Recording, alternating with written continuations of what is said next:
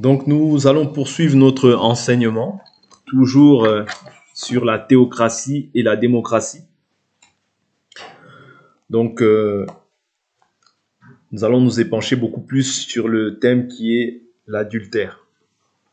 Mais l'adultère selon Dieu, selon que Dieu voyait Israël. Et lorsque Israël allait se livrer en fait à d'autres pratiques. Donc nous avions dit que par théocratie, nous entendons le régime dans lequel le pouvoir est considéré comme venant de Dieu, exercé par ceux qui sont investis. Donc il y avait Dieu est esprit, il faut qu'il y ait maintenant des personnes que Dieu choisit pour pouvoir les investir dans cette tâche-là de la théocratie. Et dans la démocratie, nous voyons en fait le régime dans lequel le peuple exerce la souveraineté lui-même. Donc c'est le peuple qui dirige et n'est point dirigé par Dieu. Donc actuellement, par exemple, dans l'État français dans lequel nous vivons dans la démocratie. Tous les États, actuellement dans le monde, vivent sous la démocratie. Mais seule l'Église véritable, dans laquelle Dieu règne, là, ils vivent sous la théocratie. Est-ce que vous comprenez? Donc ça, c'est juste un parallèle que j'aimerais souligner. Parce que Dieu n'est pas partout. Dieu n'est pas dans toutes les églises. Mais Dieu est dans l'église là où la parole est respectée. Or, quand je parle d'église, je ne parle pas d'un lieu, mais je parle de tous les individus qui se soumettent pleinement à la volonté de Dieu. Ils sont sous la théocratie de Dieu, sous le règne de Dieu. Donc, c'est très important. Ok, donc nous allons avancer. Nous avions vu, par la grâce du Seigneur, le cas d'Abraham, qu'Abraham, Dieu l'avait récupéré de la maison de son père. Il l'avait récupéré de la maison de son père. Et que auparavant, il servait aussi les idoles. C'est un parallèle que je fais par rapport aussi à l'église que nous sommes, que nous aussi, autrefois, nous étions aussi païens. La Bible nous dit, nous étions dévoyés vers des idoles muettes. Je peux prendre cette écriture rapidement. Et c'est ce qui va nous permettre de pouvoir entrer aussi dans notre thème. Je prends le livre de 1 Corinthiens. 1 Corinthiens, je prends au chapitre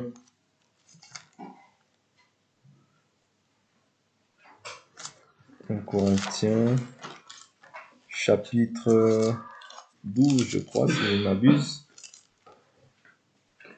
Voilà. 1 Corinthiens, chapitre 12, verset 2. Vous savez comment, quand vous étiez païens, vous étiez entraînés et dévoyés vers les idoles muettes. Donc, lorsque nous étions païens, nous étions aussi entraînés vers des idoles, des idoles muettes. Donc, c'est ça que nous étions autrefois. Mais maintenant que nous sommes en Christ, nous servons le Dieu vivant et véritable. Et c'est ce qui était aussi notre père en la foi, Abraham. C'est-à-dire, Abraham, il était aussi païen. Il adorait les dieux étrangers dans sa maison. Mais Dieu, lorsqu'il l'appelle, c'est afin qu'il puisse maintenant le servir. Et pour le servir, il faut être impérativement dans l'alliance. Voilà pourquoi Dieu lui avait recommandé, Dieu l'avait mis à l'épreuve, mais Abraham a mis sa foi en Dieu, et Dieu, par la suite, lui a dit que l'alliance, ce sera la circoncision. Donc ça, on l'avait vu, on ne va pas revenir sur ça. Donc j'aimerais qu'on rentre un peu plus directement dans le thème. Donc, nous allons prendre en fait le cas d'Israël, et nous allons prendre un thème qui va s'intituler l'adultère, ce que nous avions essayé de traiter hier par la grâce du Seigneur, mais aujourd'hui, on va rentrer un peu plus en profondeur. Donc, prenons une autre écriture. Hier, nous avions pris Josué, chapitre 22, pour voir en fait comment est-ce que Dieu traitait l'infidélité. Lorsque les Israélites ont élevé un autel, la demi-tribu des Rubénites et des Gadites ont élevé un autel. Les autres Israélites, apprenant qu'ils avaient élevé un autel, ils étaient venus voir. Mais ils étaient venus non pas pour discuter, parce que dans l'intention avec laquelle ils étaient venus, c'était pour pouvoir les détruire. Parce que en élevant un autel, vu que la nation tout entière était consacrée à Dieu, si une personne péchait, en fait, la colère de Dieu s'abattait sur toute la nation. Voilà pourquoi, ayant entendu qu'ils avaient fait un autel, directement ils sont allés. Parce que lorsqu'on élève un autel, en réalité, c'est pour pouvoir sacrifier. Et comme c'était les Israélites qui étaient partis de l'autre côté, eux qui avaient en fait le modèle, ou bien le lieu où il fallait adorer. Donc s'ils adoraient là-bas, la colère de Dieu allait se déployer sur eux. Voilà pourquoi ils ont dit non, cet autel, nous n'élevons pas cet autel pour pouvoir offrir des sacrifices, des offrandes ou des sacrifices de communion, mais nous élevons cet autel simplement en signe par rapport à vos enfants et les nôtres, pour que plus tard, ils ne puissent pas dire que vous n'avez pas de part à ces choses-là. Donc, la chose qui les a poussés à agir comme ça, c'était la part. Vous voyez, parce que la part que nous avons, c'est une part qui va subsister jusqu'à la vie éternelle. Voilà pourquoi l'héritage, c'est ça qui est la chose la plus importante dans la vie d'un enfant de Dieu. Toutes les choses, c'est secondaire, mais l'héritage, tu ne peux pas t'en défaire. C'est très important. Donc aujourd'hui, nous allons, comme je l'ai dit, aller un peu plus en profondeur quant à ce qui concerne l'adultère. Donc l'adultère, c'est quand une femme, se détourne en fait de son époux pour aller voir un autre homme. Ça, c'est dans la définition. Mais maintenant, Israël était un peuple monothéiste, c'est-à-dire qu'ils connaissaient un seul Dieu. Ils avaient la connaissance d'un seul Dieu. Mais en allant vers d'autres dieux, ils ont copié le modèle des nations. Ouais, parce que ça, c'est le modèle des nations qui allait vers plusieurs autres dieux. Voilà pourquoi Israël, dans un premier temps, sous la conduite de Samuel, Israël, c'est Dieu qui les dirigeait. Mais Israël, ayant vu maintenant le modèle des nations, ils ont dit non, Samuel, nous ne voulons plus que ce soit toi qui nous diriges parce que tes enfants se comportent mal et toi tu es déjà avancé en âge. On va prendre l'écriture rapidement. Et ils ont voulu avoir des rois comme chez les nations. Vous voyez? C'est-à-dire les convoitises sont montées dans leur cœur. Avoir un roi comme chez les nations. Or, nous, notre modèle, le modèle de Dieu, ce n'était pas le modèle des nations. C'est-à-dire qu'ils ont voulu imiter. Vous voyez? Et c'est ce que la Bible aujourd'hui nous dit de ne pas faire. La Bible nous dit ne vous conformez pas au siècle présent. Vous voyez? Donc moi, je ne peux pas imiter en fait le modèle des nations. Nous ne pouvons pas imiter le modèle des nations. Nous devons imiter en fait ce que la parole de Dieu dit. Vous voyez? Parce que c'est là qu'est notre bénédiction. 1 Samuel chapitre 8. Je vais sauter au verset 3. Les fils de Samuel ne marchèrent pas sur ses traces. Ils avaient un penchant pour le profit, recevaient des présents et portaient atteinte au droit. Tous les anciens d'Israël se rassemblèrent et vinrent auprès de Samuel à Rama. Ils lui dirent, voici que tu es vieux et que tes fils ne marchent pas sur tes traces. Maintenant, établis sur nous pour nous juger un roi, comme en ont toutes les nations. Aux yeux de Samuel, c'était une mauvaise chose qu'ils aient dit, donne-nous un roi pour nous juger. Et Samuel pria l'Éternel. L'Éternel dit à Samuel, écoute la voix du peuple dans tout ce qu'il te dira, car ce n'est pas toi qu'il rejette, c'est moi qui le rejette, pour que je ne règne plus sur eux. Vous voyez? C'est ça la théocratie. La théocratie, c'est Dieu qui règne. Vous voyez? Mais eux maintenant, ayant regardé le modèle des nations, on dit non, nous voulons que nous aussi avons un roi qui règne sur nous. Vous voyez? Un roi qui règne sur nous. Or, Dieu était le roi. Vous voyez? Dieu était le roi. Mais eux, ils voulaient avoir un roi comme les nations. Un roi physique comme ça qui règne sur eux. Maintenant, qu'est-ce qu'il dit? Pour Samuel, c'était quelque chose de mauvais. Mais pour Dieu aussi, c'était quelque chose de mauvais. Maintenant donc, écoute leur voix, verset 9, et avertis-les solennellement, et fais-leur connaître les droits du roi qui régnera sur eux. Samuel redit toutes les paroles de l'Éternel au peuple, qui lui demandait un roi. Il dit, voici les droits. Après, il énumère tous les droits. Oui. Mais ce n'était pas la volonté parfaite de Dieu. La volonté parfaite de Dieu, c'était que lui était le roi, que lui puisse régner. Voilà pourquoi ça n'a pas plu à Dieu, en fait, qu'il puisse avoir cette demande. Okay? Voilà pourquoi nous aussi, ici je remets ça maintenant dans le contexte de l'Église, que nous, notre roi, c'est Dieu. C'est lui qui règne en nous.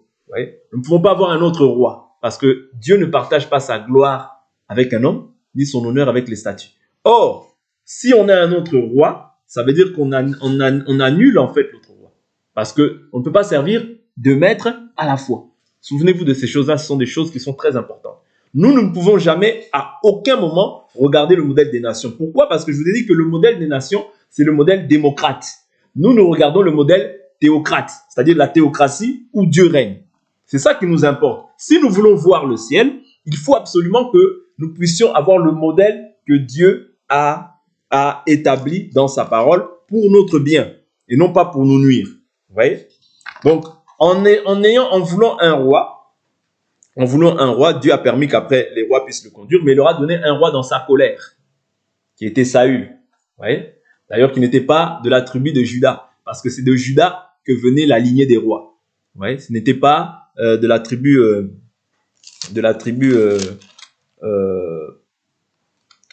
de Benjamin. Vous voyez? C'était pas la tribu de Benjamin, parce que Samuel c'était un Benjaminite, si je me souviens bien. Saül c'était un Benjaminite. Vous voyez? Donc c'était pas la tribu par lesquelles les rois venaient. Ok?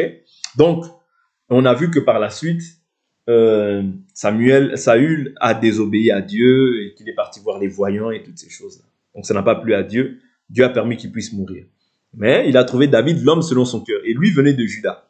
Vous voyez? Donc ici, simplement pour nous faire comprendre que, aussi, lorsque nous sommes dans la volonté de Dieu, efforçons-nous de demeurer dans la volonté de Dieu. Vous voyez? À ne pas chercher à regarder à gauche ni à droite. Parce que c'est le fait de regarder à gauche ou à droite. Les convoitises, quand elles montent dans le cœur, directement, en fait, notre cœur n'est plus entier pour Dieu, mais notre cœur commence à être partagé. Et quand ton cœur est partagé, tu ne peux pas servir Dieu pleinement. Vous voyez? Le cœur doit être entier. C'est ce que David dit à son fils Salomon. Mon fils, ait un cœur sans partage. C'est très important. Prenons une écriture. Prenons une écriture. Je vais prendre... prenons une écriture. Toujours sur l'adultère. Jérémie chapitre 2. Prenons Jérémie chapitre 2. Jérémie chapitre 2. Nous allons voir Israël, en fait, abandonner l'Éternel. Jérémie chapitre 2. Et Dieu qualifie ça comme étant un adultère. Pourquoi? Parce que nous avions vu dans Ésaïe 54, verset 5, celui qui t'a fait est ton époux, l'Éternel des armées est son nom. Ouais. Donc ça, c'est Ésaïe 54, verset 5, si je ne m'abuse. Mais nous allons voir maintenant qu'est-ce que Dieu appelle adultère. Je prends Jérémie chapitre 3. Je commence au chapitre 3 à partir du verset 1. Il me faut dire, lorsqu'un homme répudie sa femme, qu'elle le quitte et appartient à un autre, retournera-t-il encore avec elle? Vous voyez? Il me faut dire, lorsqu'un homme répudie sa femme, qu'elle le quitte, okay, et appartient à un autre, retournera-t-il encore vers elle? Ce pays n'en sera-t-il pas complètement souillé? Vous voyez, c'est-à-dire là, Dieu prend une femme et il prend une femme comme étant aussi le pays. Le pays, c'est comme s'il était souillé. C'est comme si maintenant la femme, qui était partie voir un autre homme, vous voyez, elle est souillée. C'est-à-dire, je ne peux plus repartir en fait dans cet endroit-là. Et toi, tu t'es prostitué à de nombreux amants et tu reviendras à moi. Vous voyez, Dieu appelle prostitution le fait d'aller voir d'autres maris. C'est une prostitution. C'est un adultère. Oracle de l'Éternel, lève tes yeux vers les crêtes et regarde où tu ne t'es pas livré toi-même. Tu étais assise pour eux sur les chemins, comme l'Arabe dans le désert, et tu as souillé le pays par tes prostitutions et par ton inconduite. Aussi les ondées ont-elles été retenues. Il n'y a pas eu de pluie printanière, mais tu avais le front d'une femme prostituée. Tu n'acceptais pas d'être confuse. À partir de maintenant, n'est-ce pas? Tu cries vers moi, mon père, tu as été le confident de ma jeunesse. Gardera-t-il à toujours sa colère? La conservera-t-il à jamais? Voilà ce que tu disais. Mais tu as fait le mal et tu en avais le pouvoir. L'Éternel me dit, au temps du roi Josias, as-tu vu ce qu'a fait l'inconstante Israël? Elle est allée sur toute montagne élevée et sous tout arbre verdoyant, et là, elle s'est prostituée. Ici, quand on parle des arbres élevés, des montagnes, en fait, c'est des lieux où les gens faisaient des hôtels, ou bien on appelle ça des hôtels, ou bien comment on appelle ça déjà? Voilà, des hôtels, voilà. Ils allaient sacrifier. En fait, c'était des endroits où ils allaient sacrifier. Ok? Tout simplement. Donc, il dit, je me suis dit, après avoir fait toutes ces choses, elle reviendra vers moi. Mais elle n'est pas revenue. Et sa sœur, la perfide Juda, l'a vue. Quoique j'ai répudié l'inconstante Israël, à cause de tous ses adultères. C'est-à-dire, on voit ici que Dieu, pour cause d'adultère, parce qu'il y a infidélité. La Bible dit, toute injustice est un péché. mais il y a un péché qui mène à la mort. Vous voyez? C'est-à-dire toute injustice n'est pas l'adultère. Or, pour l'adultère, c'est la raison pour laquelle Dieu aussi peut donner l'acte de divorce. Parce que aller voir un autre homme, aller voir un autre Dieu, c'est la raison pour laquelle Dieu peut rompre le contrat. Parce que, souvenez-vous, Ésaïe 42, verset 8, « Je ne donnerai pas ma gloire à un homme, ni mon honneur au statut. » C'est-à-dire, Dieu ne peut pas te partager. Comme un homme, naturellement, ne peut pas partager son épouse avec quelqu'un. Non, c'est de la folie. Vous comprenez? C'est de la folie. Mais ça, on peut le voir chez les nations. Puisque les nations ont plusieurs dieux. Ouais. Ils ont Baal, ils ont Kémosh, ils ont Anamelech, ils ont Adramelech, ils ont Astarté. Ouais. Ils ont tous ces dieux-là. Hermès. Ouais. Tous ces dieux-là, ce sont des dieux des nations. Mais nous, notre Dieu ne partage pas sa gloire avec un homme, ni son honneur avec les statues. Ouais. C'est très important de comprendre ça. Il dit quoi que, verset 9. Par sa criante inconduite, Israël a souillé le pays. Elle a commis adultère avec la pierre et le bois.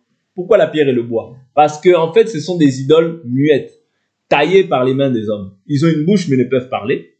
Ouais. Ils mettent une pierre et ils appellent ça mon Dieu. Ils offrent de l'encens, toutes ces choses-là, et ils appellent ça mon Dieu. Mais maintenant, Dieu va leur dire par la suite, mais qu'ils te secourent, ces dieux-là à qui tu fais appel, que tu as fabriqué de toi-même par l'intelligence humaine. Ouais. Or, c'est des choses comme ça qui nous souillent dans la présence de Dieu. Or, Dieu avait donné ce commandement-là, en fait, dans Exode. Tu n'adoreras pas d'autre Dieu. Tu n'auras pas d'autre Dieu devant ma face. Vous comprenez? Mais la loi, ouais, pour paraître comme étant la loi, il faudrait que la loi, parce que la loi a été donnée pour que le péché soit amplifié. Ouais, c'est ce que la Bible nous dit. Or, quand il n'y a pas de loi, il n'y a pas aussi de transgression. Voilà pourquoi il était impossible que les Israélites puissent vivre aussi selon la loi. Pourquoi? Parce qu'ils n'avaient pas l'Esprit de Dieu pour pouvoir manifester, c'est-à-dire pour pouvoir pratiquer la loi. Ok? Donc c'est un élément aussi qui est important à pouvoir mentionner, afin que nous ne vivions pas aussi, nous, notre foi comme étant dans une loi. Non, nous devons vivre notre foi comme étant dans une foi de la liberté. Oui? Nous sommes sur une loi de liberté et non pas sous une loi mosaïque. Parce que la Bible nous dit, celui qui mettra cette loi en pratique vivra par elle. Mais là, l'Écriture nous dit au jour d'aujourd'hui, pour nous, que mon juste vivra par la foi. Vous voyez, donc c'est différent. Les Israélites mettaient ces pratiques, ces œuvres en pratique et ils vivaient par ces lois. Mais nous, la Bible nous dit, mon juste vivra par la foi. C'est-à-dire, nous, c'est le fait de croire et de pratiquer qui te justifie auprès du Seigneur. Donc c'est important de faire le parallèle par rapport à Israël et à l'Église, que nous ne sommes pas sous la même loi. Ouais. Bien que Israël c'est une ombre, nous c'est la réalité, mais nous ne sommes pas sous la même loi. Nous sommes sous la loi de l'esprit de vie. Ouais. Là c'était la loi du péché et de la mort, parce que la loi c'est ça qui produit la colère. N'oubliez pas. Ouais. Mais Israël ici, Dieu avait établi des recommandations. Ouais. Dieu avait établi des recommandations de ne pas aller voir d'autres dieux étrangers. Et le fait d'aller voir des dieux étrangers, c'est ça qui a attiré la colère de Dieu sur le peuple d'Israël. Et souvent, lorsque Israël en fait se livrait à la prostitution comme ça, à aller voir d'autres dieux, qu'est-ce qui se passait? La loi disait que lorsque tu obéiras à mes commandements, je serai l'adversaire de tes adversaires, je te bénirai à ton départ et à ton arrivée, je bénirai ton pain, ton eau, il n'y aura pas de femme stérile ni de femme qui avorte, j'éloignerai la famine de ta maison, toutes ces choses-là. Vous voyez, quand tu es dans la bénédiction de Dieu, toutes ces choses-là, c'est-à-dire même l'ennemi, Dieu dit, je serai l'ennemi de tes ennemis. Mais dès lors où tu vois maintenant Israël, les Israélites être dominés par leurs adversaires, comprends que le péché est entré dans le camp. Est-ce que vous comprenez? C'est ce que Moïse dit lorsque il descend de la montagne, il voit en fait le veau d'or qui a été construit. Moïse dit, Aaron avait laissé le peuple dans le désordre, au point où le peuple ne pouvait même pas résister devant ses adversaires. Vous voyez, c'est-à-dire le peuple manquait de force devant ses adversaires, parce que la force d'Israël, ce n'est que son Dieu. Ce n'est pas ses bras, ce n'est pas ses jambes, non. La force d'Israël, la vigueur, ce n'est que son Dieu. Parce que la Bible nous dit ce n'est ni par la puissance, ni par la force, mais c'est par ton esprit, dit l'Éternel. Vous voyez? C'est-à-dire la force d'Israël, ce n'est que Dieu. Voilà pourquoi dès lors où tu vois un Israélite, vous voyez, dominé par ses adversaires, comprends que le péché est entré dans le camp. Souvenez-vous, lorsque Ophni et Phinéas, je crois, hein, Ophni et Phinéas, si je ne m'abuse, hein, si Ophni et Phinéas sont morts, vous voyez, pourquoi ils sont morts? Ils sont morts à cause du péché qu'ils avaient commis, les fils d'Élie. Ok? Les Philistins, quand ils arrivent sur le lieu du combat, ils voient l'arche, ils disent « Ah, leur Dieu est là. Ah là là là, Philistins, c'est fini pour nous. » Vous voyez? Ils commencent à prendre peur. Pourquoi? À cause de la renommée de Dieu. Est-ce que vous comprenez? Ils commencent à prendre peur à cause de la renommée de Dieu. Parce que notre Dieu est le Tout-Puissant. Parce que notre Dieu est redoutable. Parce que notre Dieu est puissant. Il est glorieux. Il est vainqueur à tous les combats.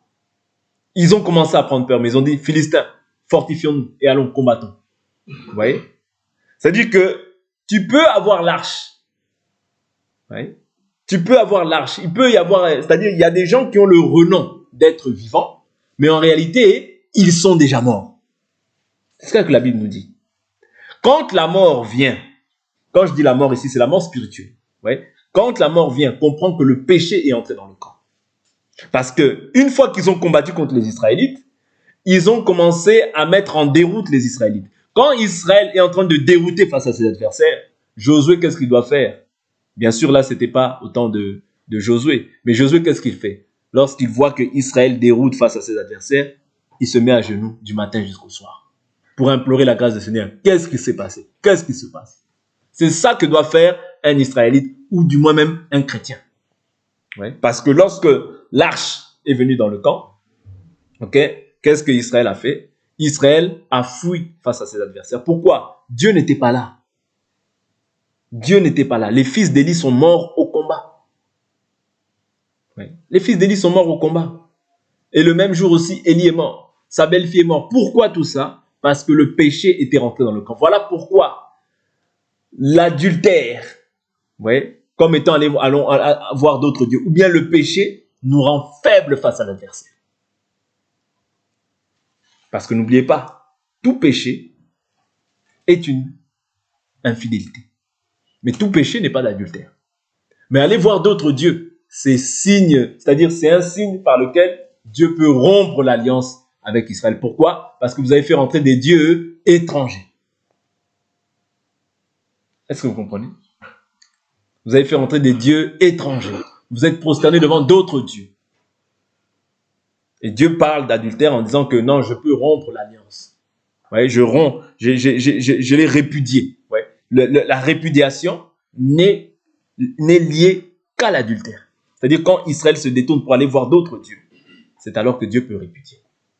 Et Dieu maintenant les livre entre les mains de ses adversaires. Tu verras que les adversaires vont dominer sur eux. C'est ce qui se passe aussi dans l'Église. Lorsque tu laisses un accès au péché, tu vas voir que la maladie peut dominer sur toi. Parce que la maladie, c'est un adversaire. Tes adversaires aussi, peut-être qui avaient la crainte de toi. Parce que nous avons la gloire de Dieu. Parce que la Bible nous dit, ton nom est invoqué sur nos vies. Vous voyez? La gloire de Dieu est invoquée sur nous. La gloire de Dieu est sur nous. Vous voyez? Mais dès lors où nous péchons, nous attristons le Saint-Esprit. Mais dès lors où maintenant nous nous livrons au péché, nous devenons ténèbres. Voilà pourquoi maintenant tu verras que tes adversaires vont commencer à dominer sur toi. Ceux qui te respectaient commencent à te manquer de respect. Ceux qui avaient de la révérence pour ton Dieu commencent même à blasphémer le nom de Dieu. Pourquoi? À cause du péché qui t'a atteint. Voilà pourquoi tu ne dois pas laisser l'avantage au diable. Et la Bible nous parle de l'idolâtrie. Bon, pas de l'adultère, mais de l'adultère ici, dans le cadre de l'ancienne alliance, on nous parle de l'adultère. Il y a l'adultère physique, mais il y a l'adultère aussi en allant voir d'autres dieux. Ouais. De même, c'est un acte d'idolâtrie d'aller voir d'autres dieux, n'est-ce pas? Mais la Bible d'aujourd'hui nous parle de l'idolâtrie même comme étant la cupidité. La Bible nous dit que la cupidité est une idolâtrie. Pourquoi? Parce que c'est un dieu que tu es en train de vénérer. Vous comprenez? Tu élèves un autre dieu. Est-ce que vous comprenez? D'où l'importance Au jour d'aujourd'hui, la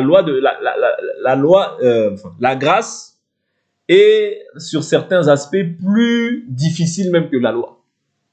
Parce que la loi, tu mets seulement en pratique, c'est bon. Mais la grâce, c'est la loi de l'esprit. Nous devons nous purifier des désirs, des souillures de l'esprit, mais aussi de la chair. Vous comprenez? D'où l'importance de comprendre que la grâce, bien sûr, nous sommes sous la grâce, mais la grâce aussi est trompeuse. C'est-à-dire, ne nous disons pas que je suis sous la grâce, c'est bon. Non, la grâce de Dieu, source de salut pour tous les hommes, a été enseignée. Elle nous enseigne à renoncer à l'impiété et au désir de ce monde. Oui. Donc la grâce ne nous pousse pas à être pire qu'avant. Non. Si nous avons été sauvés, c'est pour produire du bon fruit. Si nous avons été sauvés, c'est afin que les mauvais désirs s'éloignent de nous. Vous comprenez? Parce que si nous voulons demeurer dans la présence de Dieu, il nous faut une chose. Ce que Dieu veut, c'est quoi? La sanctification. Que nous abstenions de toutes sortes de mal sans nous livrer aux convoitises comme le font les païens. C'est très important. Les païens, ils ont leur coutume. Nous, nous avons une coutume. Nous, notre coutume, c'est la parole. Eux, leur coutume, c'est voir peut-être plusieurs dieux. Oui, plusieurs dieux. Ils ont les dieux Kimbangu, ils ont les dieux Allah, ils ont les dieux Bouddha, Krishna. C'est leur dieu. Ouais. Ça ne nous concerne pas. C'est leur dieu. Mais nous, nous avons l'Éternel des armées. Comprenez? L'autel qui est inchangeable. Ouais. L'autel qui est inchangeable. Vous voyez? Si nous abandonnons ces choses-là, c'est pour aller nous livrer à du néant. Des choses qui ne sauvent pas. Des choses qui n'édifient pas. Ouais. Parce que si nous avons cru, nous n'avons pas cru pour pouvoir être pire, mais pour pouvoir être meilleur. Parce que Israël, bien que plusieurs sont sortis, mais plusieurs sont morts aussi dans la marche. Pourquoi ils sont morts dans la marche? Parce que les désirs qu'ils n'avaient pas su crucifier, les désirs dont ils n'avaient pas su se débarrasser, plusieurs en fait ont manifesté en fait ces désirs-là dans le désert. Voilà pourquoi je dis que dans la marche, nous allons voir beaucoup de gens, ce n'est pas mon souhait, mais nous allons voir en fait les cœurs se révéler. Oui. Ceux qui n'avaient pas en fait réellement mis un terme à leur manière de vivre anciennement, ces choses-là vont se révéler. Voilà pourquoi la Bible nous dit, certains péchés sont manifestes, mais d'autres, c'est après coup qu'on les constate. Vous comprenez? D'autres, c'est après coup. D'autres, on va les voir directement, on peut les juger. Mais d'autres, c'est après coup. Mais il ne faut pas qu'il en soit ainsi parmi nous. Parce que la Bible dit, celui qui met la main à la charrue et qui regarde derrière moi n'est pas digne de moi. Or, nous voulons être dignes du Seigneur. Voilà pourquoi la Bible nous dit que tous nos traîtres soient conservés purs et irréprochables jusqu'à la venue du Seigneur. L'esprit, l'âme et le corps. Et tu dois aimer Dieu de tout ton cœur, de toute ton âme, de toute ta pensée et de toute ta force. Pourquoi? Si tu aimes Dieu de tout ton cœur, la Bible est claire, là où est ton cœur, c'est là aussi est ton trésor. Or, cette parole-là, c'est une richesse, c'est un trésor pour toi. Ouais. Et si maintenant cette parole, elle habite en toi, tu ne voudras pas que cette richesse-là, quelqu'un puisse venir la voler. Si tu aimes Dieu de toute ton âme, ça veut dire tes pensées. L'âme, c'est le siège des pensées, des sentiments, des émotions. Oui. Ça veut dire que dans tes pensées, tu vas sanctifier Dieu. Même s'il y a des émotions, mais tu vas rendre gloire à Dieu. Oui. Mais si tu es partagé au niveau de ton âme, tu auras du mal à servir Dieu. Voilà pourquoi on doit aimer Dieu de tout notre cœur, de toute notre âme, de toute notre pensée et de toute notre force. C'est là où tu deviens maintenant désagréable à ceux qui vivent selon la chair. Parce que dès lors où maintenant quelqu'un va te parler, tu dis, c'est pas écrit dans la parole. La parole dit, la parole dit, la parole dit. Oh, donc toi, c'est seulement la parole. C'est seulement la parole. Tu deviens désagréable à ceux qui marchent selon la chair. Moi, je ne peux pas faire ça. Dieu dit dans sa parole. Dieu dit dans sa... Pourquoi? Maintenant, tu aimes Dieu de tout ton cœur, de toute ton âme. C'est-à-dire que ton âme est imprégnée de cette parole. Voilà pourquoi la Bible nous dit, je désire que tu prospères à tous égards, comme prospère l'état de ton âme. Ton âme doit prospérer. Parce que quand ton âme est prospère, c'est alors que maintenant, l'abondance de cette parole aussi va se manifester. Ouais. Et tu deviens maintenant une personne parole. Un homme Dieu. Quand je dis un homme Dieu, c'est ce que nous sommes appelés à être en réalité. Un homme Dieu. Un homme parole. Quand on te dit quelque chose, la parole dit pas ça. La parole dit ça. Non, la Bible dit ça. Non, si je fais ça, Dieu n'agréera pas. Et c'est comme ça que les désirs de la chair s'éloignent petit à petit de toi. Parce que tu es maintenant imprégné de cette parole, imbibé de cette parole. Il serait difficile à une personne comme ça de pouvoir manifester l'adultère. Il serait difficile à une personne comme ça. Pourquoi? Parce qu'elle est tellement imprégnée de la parole de pouvoir en fait détourner cette personne-là de la parole. Pourquoi? Parce que sa vie maintenant, elle vit parole. Il vit parole. Oui? Et c'est ça l'objectif. Que nous devenions des personnes parole. Que quand on te présente une écriture, tu présentes une écriture. Il est écrit, il est aussi écrit. Parce que le diable va toujours venir avec il est écrit. Mais toi aussi, tu vas venir avec il est aussi écrit. C'est comme ça un homme parole. Oui? Nous devons sortir de l'état de l'enfance pour pouvoir maintenant atteindre la maturité en Christ. Et la maturité, elle ne s'obtient que en plongeant nos regards sur la parole. Quand tu plonges ton regard sur la parole, il serait dit, parce que, en fait, quand tu médites cette parole, c'est comme une lettre que Dieu nous a laissée. C'est comme si tu médites, en fait, la lettre de ton époux. Ah, il m'a fait des promesses. Il m'a dit qu'il revient. Ah, il m'a dit qu'il m'aimait. Vous voyez? Et plus tu répètes ça, plus ton âme prend plaisir à ça, plus tu t'éloignes, en fait, des choses de ce monde. Moins ton âme prend plaisir à ça, plus tu te rapproches des choses du monde.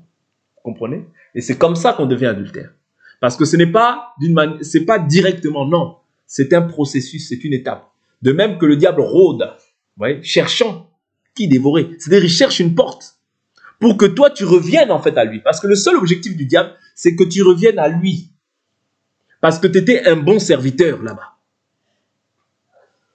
Ouais. Tu étais une bonne servante là-bas. Maintenant, le fait que toi, tu sois parti comme ça, eh bien, il te regrette. Il te regrette. Il dit non, non, non, non. Celle-là, c'est mon épouse. Je dois la récupérer. Mais toi, maintenant, dès lors où tu as accepté Christ dans ta vie, tu as mis un terme à tous les anciens maris que tu avais autrefois pour pouvoir servir le Dieu véritable, vivant et vrai. Voilà pourquoi la Bible nous dit que cette espérance, nous devons l'attendre comment? Avec persévérance. Si nous ne manifestons pas la persévérance dans la foi, il serait difficile que nous ayons la victoire dans l'épreuve. Et la persévérance, c'est à tous égards.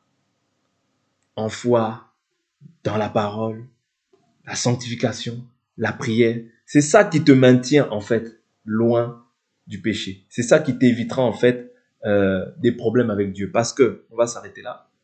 La Bible dit, si un homme a un problème avec un homme, Dieu interviendra. Mais si un homme a un problème avec Dieu, qui interviendra? Vous comprenez? C'est-à-dire, dans la vie, tu peux avoir des problèmes avec les hommes. Ça peut s'arranger. Mais si tu as des problèmes avec Dieu, qui va intercéder pour toi? Or, quand tu es adultère, tu as des problèmes avec Dieu. Tu sers d'autres dieux. Et Dieu ne partage pas sa gloire. Voilà pourquoi la Bible nous dit, si quelqu'un détruit le temple de Dieu, Dieu le détruira. Car le temple de Dieu est saint, et c'est ce que vous êtes. Quand tu te livres à d'autres dieux, tu attires la colère de Dieu sur ta vie. Donc ne soyons pas adultères. Dieu nous aime, mais il veut nous garder purs. Amen. On va s'arrêter là pour aujourd'hui. On continuera demain par la grâce du Seigneur.